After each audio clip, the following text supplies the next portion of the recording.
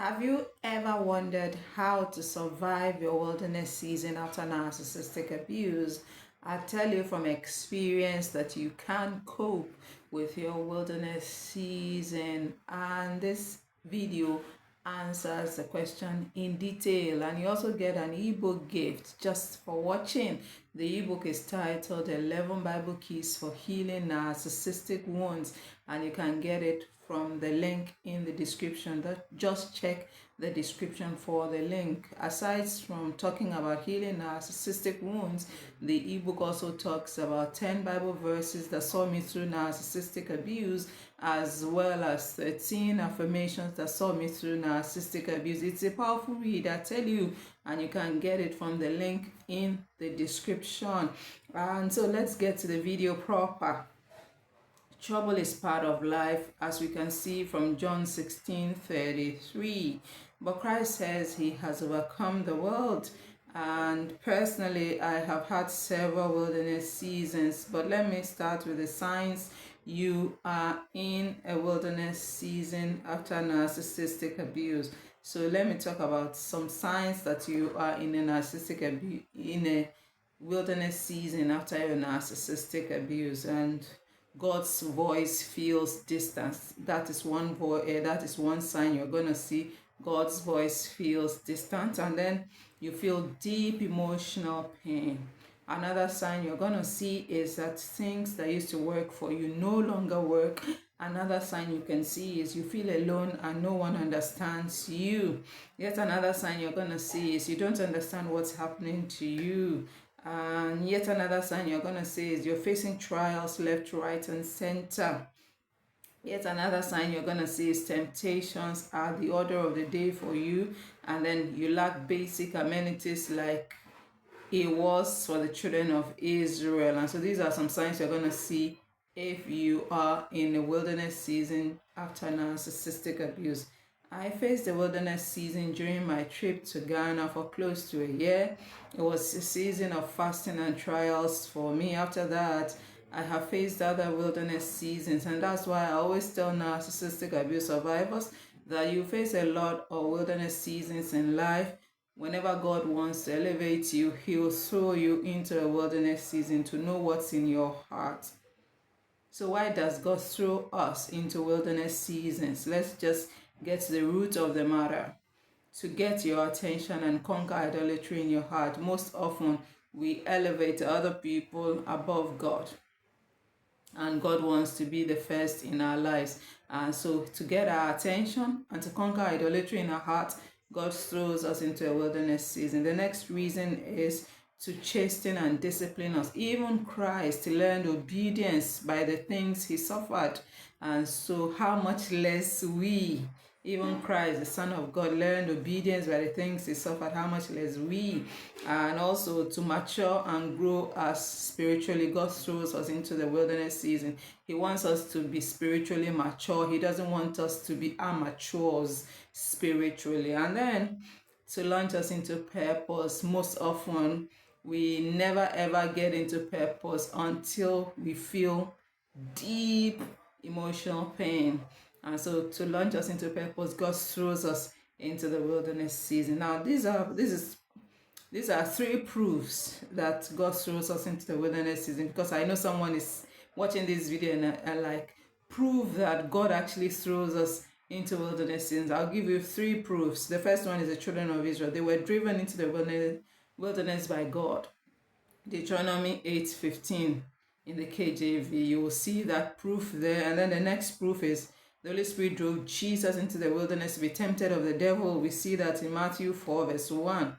And then God allowed the devil to tempt Job. We see that in Job chapter 1:6-22. And so these are proofs that God actually drives us into the wilderness to be tempted of the devil, to know what's in our hearts, to mature us, to grow us, and to discipline and chasten us, and also to launch us into purpose. You need to understand that the wilderness season happens mostly in the mind, and that the battlefield is the mind, where the devil will make all sorts of suggestions, and you can counter them with scripture. I tell you, Christ countered the devil with scripture when he was tempted in the wilderness. It's a spiritual battle and not a physical one, but suggestions can be made physically by demons, and you can counter them in your mind with scripture. That's why you must not joke with scripture as a blood-bought child of God. And even Christ, the Son of God, conquered the devil during the period in the wilderness purely with scripture. And so you need to delve deep into scripture. That is your weapon. That is your tool to fight when the devil comes with many suggestions in the mind. The mind is the battlefield. And how can you cope during your wilderness season? Let's quickly talk about how you can cope during your wilderness season. If you're watching this video and you've just quit narcissistic abuse and all hell is let loose because you're in a wilderness seasons, these tips are going to help you.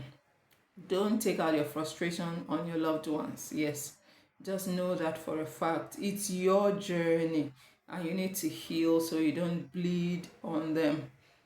The battle of destiny is a personal one, and so don't take out your frustration on your loved ones. Just know this for a fact. Secondly, understand that God loves us passionately. Jeremiah 31 verse 3 says, "For he has loved us with an everlasting love." It is a love that is deep. It is a love that cannot be measured. So embrace the love of God during your wilderness season. It's going to help you immensely. Understand that no matter how hurt you are, no matter how pained you are, God still loves you, because the devil is going to make suggestions in your mind that God doesn't love you, and that is why you're facing the wilderness season. I tell you, God still loves you and he wants the best for you, and that is why he is with you in your wilderness season. You're never ever alone. Also, worship the Lord in spite of whatever happens to you. Commit to making him your Alpha and Omega. Commit to making him your first love. Be grateful. Be 100% grateful no matter how hurt you are, because I tell you, no matter what you're facing, there is still something in your life to be grateful for. See how Job worshipped God in Job 1 verse 20. He had lost everything, but he still rose according to that verse, Job 1:20, and still worshipped God. And so see something that you can be grateful for and thank God for it. No matter how hurt you are, no matter how dark the tunnel is, I tell you, there is light at the end of it, and there is even light while you're still facing that tunnel. And so thank God for it. And then determined to keep your joy always. Never ever allow what you're facing to take away your joy. Determined to be happy in life no matter what comes your way. Cultivate emotional resilience. Make up your mind to allow nothing to take away your joy, to allow nothing to make you a bitter person. Always allow whatever comes your way to make you a better person and not a bitter person. And then humble yourself before God. When you read these stories of Jehoshaphat and Hezekiah, I like those stories. They are stories of kings who humbled themselves before God. They knew they couldn't help themselves, and so they didn't even come to God with any sugar-coated words. They just said, God, we cannot go against these people who are against us. They depended 100% on God. Pray to him. Ask him for strength to cope with your wilderness season. Tell him you cannot do it, and he will come for you. Seek the Lord with all your heart, with all your soul, with all your might. Remember, that is what Jesus came for. Two things. The first is seek the Lord your God with all your might, with all your soul, with all your spirit, with everything you got.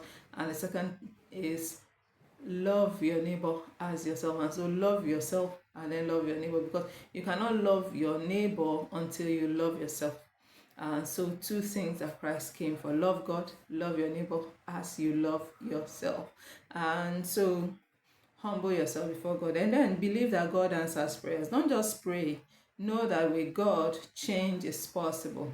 Know that with God, God can hold your hands through the storm. God can hold your hands through the fire.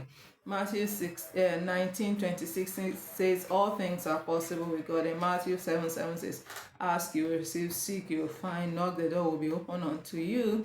And so believe that change is possible because God is with you. So don't just pray, believe that your prayer is being answered. Also be proactive during your wilderness season. Get up and be active. Don't sit down wallowing in self-pity. Exercise. Don't be a couch potato. Read affirmations loud to yourself. Look for things to change in your life because life cannot continue the same way it used to be. Look for new ways to cope with life. I always say that narcissistic abuse is a call to grow up, and that is the honest truth. Look for ways to grow up to be able to cope with your wilderness season.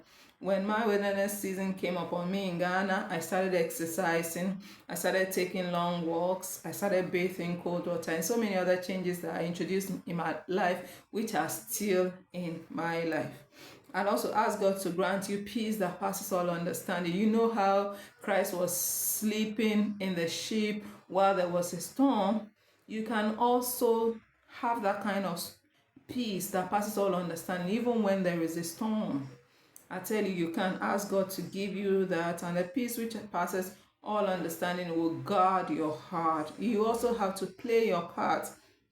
When an anxious thought comes, bring it down. Don't allow any anxious thought to take up your mind, to take up rent in your mind without paying for it. According to 2 Corinthians 10:4-5, basically take charge of your mind and your emotions. Stop living according to your feelings or your thoughts, because I tell you, you are not your thoughts, and your emotions do not define you. Understand that for a fact, and then align your ways to the ways of the kingdom of God, and then live life anyhow He presents. Refuse to have gods in your heart as regards how life should be. Get rid of your control issues, get rid of your attachments. That enables your flight to be light. Live a simple life.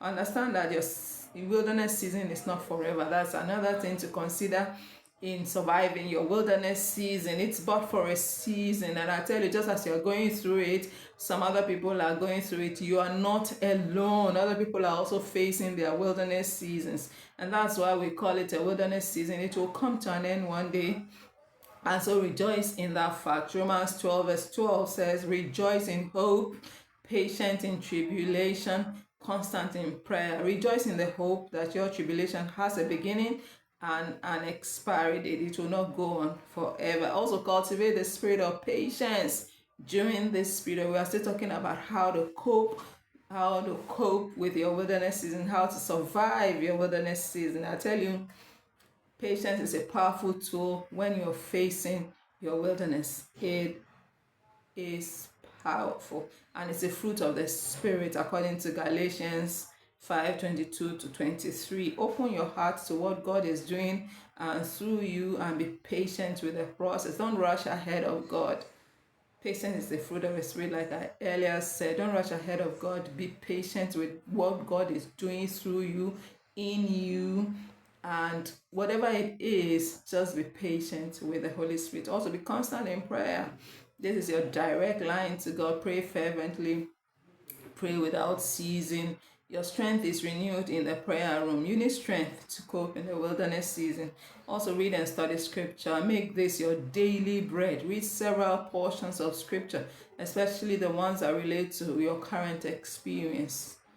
Man, the Bible says, does not live by bread alone, but by every word that proceeds out of the mouth of the Father. That is what we see in Deuteronomy 8:3 and Matthew 4:4.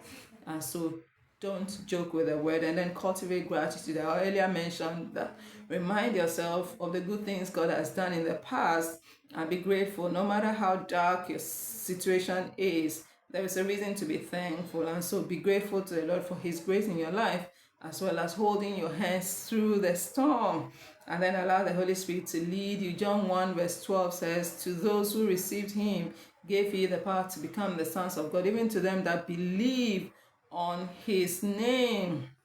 and allow the Holy Spirit to counsel you, to guide you, to teach you, to remind you. John 14 verse 26, and then give him free room to operate. And then if you feel violated or triggered by toxic individuals, it is proof that you need a boundary or a stronger boundary. Work on your boundaries more. Understand that life cannot continue the way that it formerly was, and so you need to work more on your boundaries. Understand that a fight of destiny is a personal one. It is not for a crowd, and you will have to face it alone, not with a crowd. Just like Jacob faced the angel alone. Overnight he wrestled with the angel. You too will have to do that alone, and God is with you. You are never alone. In 2 Kings chapter 6, Elisha was surrounded by horses and chariots of fire. Jesus also faced the devil alone. Jacob also wrestled alone. Job faced this test alone. And so the next thing to survive your wilderness season is to stop asking why. Most of us are like, God, why me? God, why me? Why don't you ask, God, why not me? Stop asking God why it's happening. Don't put yourself through anguish or pain just because you want to know why whatever it is that is happening to you. Leave the reason to God and face how to cope with with whatever it is you're facing. And so refuse to harm yourself again by thinking of why whatever you're facing is happening. Instead, determine to make whatever is happening to you to help you become a better person instead of a bitter